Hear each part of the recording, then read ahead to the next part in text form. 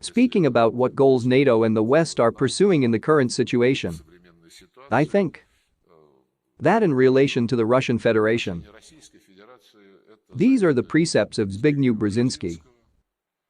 That Russia with Ukraine is an empire, as he said, and Russia without Ukraine is a regional power, and it did not start this year, and not even in 2014. In 2004, elections were held in Ukraine. The presidential candidate who seems pro-Russian to the West wins, and the pro-Western candidate loses, including after the second round. What is the West doing? Prime ministers and presidents of European countries, including Poland, Germany, France, are sent to Kiev, and, following the results of the negotiations, they are forcing the Kiev authorities to give another chance to the opposition and to hold the third round of elections. The decision is made by the Constitutional Court, although, according to the Ukrainian constitution, it is impossible to hold a third round of elections, but it is necessary to recognize the results of the second round. Moreover, there were international observers. That's when it all started. This is the first maiden. This is a violation of the Constitution of Ukraine. Then, in 2008, the Bucharest summit took place. The fact that Ukraine will be in NATO. Why did it have to be done? It was then that the seeds were sown for turning Ukraine into a springboard for containing Russia, a springboard for creating military threats to the Russian Federation. Now we can talk about it with absolute certainty. Facts have been found. There are plenty of them. In 2008, Saakashvili first lost his head from such a gift from NATO that Georgia would be in the North Atlantic Alliance, and he decided to immediately take by force the territories that were the subject of the peacekeeping activities of the OSCE and the UN, South Ossetia and Abkhazia. What came of it? You know. Then it was the turn of Ukraine, and another Maidan took place, which was conducted by the United States. Their representatives agreed by name on the names of those who should enter the government of Ukraine after the coup d'etat. You remember the telephone conversation of Victoria Nuland, who was then in charge of Ukrainian affairs at the State Department, overheard by someone and posted on the internet. She dictated the names of future members of the government after the putsch to the American ambassador. He said in relation to some person that the European Union does not approve of this candidacy. You remember how she advised to deal with the European Union in general. Until now, the Americans treat the European Union this way. Next was the negotiation process. The Europeans represented by France, Germany, Poland guaranteed an agreement between the then President Yanukovych and the opposition.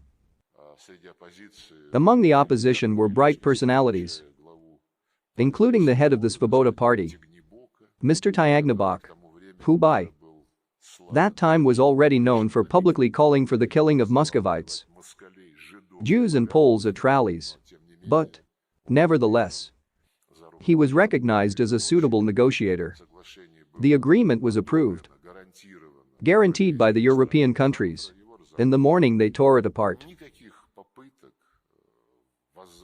No attempt was made to appeal to the conscience of the opposition or pragmatically explain to them that they would be in power in a few months, because the agreement provided for early elections, which the Yanukovych government would definitely not win. No attempt was made. No one even raised a voice to call the opposition to order when the first action of this opposition, which seized government buildings in violation of European Union guarantees, was to demand the abolition of the regional status of the Russian language. Then it didn't materialize. It was implemented much later, as you know. But the instincts of the government which did not give a damn about the guarantees of the European Union, seized the levers of governance in Ukraine, immediately became clear. Just as they became apparent after the calls of Dmitry Yarosh and his extremists and militants from the right sector to kick the Russians out of the Crimea, where the friendship trains followed, and an attempt was made to seize the Supreme Council.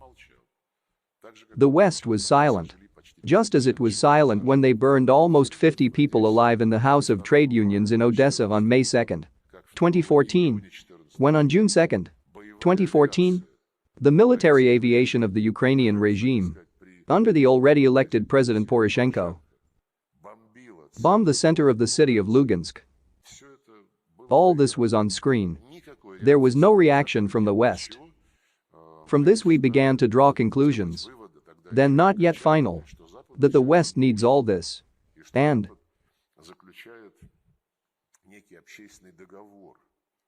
that the West is entering into a kind of social contract with the Ukrainian Nazis, which is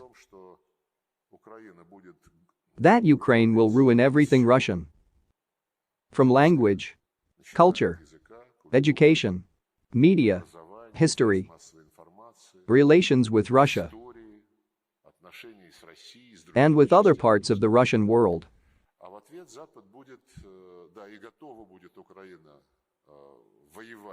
And Ukraine will be ready to fight with Russia in order to undermine its influence both in this region and in the world as a whole.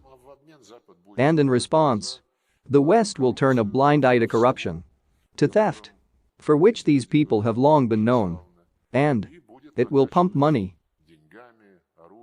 weapons and support this project in every possible way. I don't see any other explanation, because too many facts speak of just such a plan.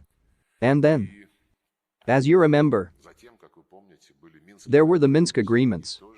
And, two, they spit on the guarantees of Germany and France.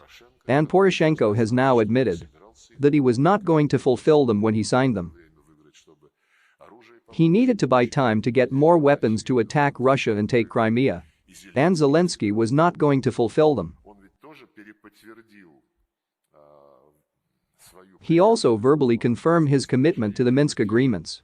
The leaders of Germany and France invited him to Paris in December 2019.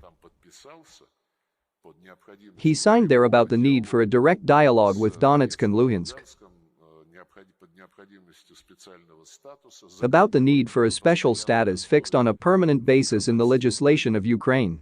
And then, listen to what his Security Council Secretary, Mr. Danilov, says. No, we needed extra time and no one was going to do anything. Once again they spat on Germany and France, on all their guarantees. Dear friends, if you like this video, please subscribe, like and write a comment. This will greatly help the development of this channel. Thank you.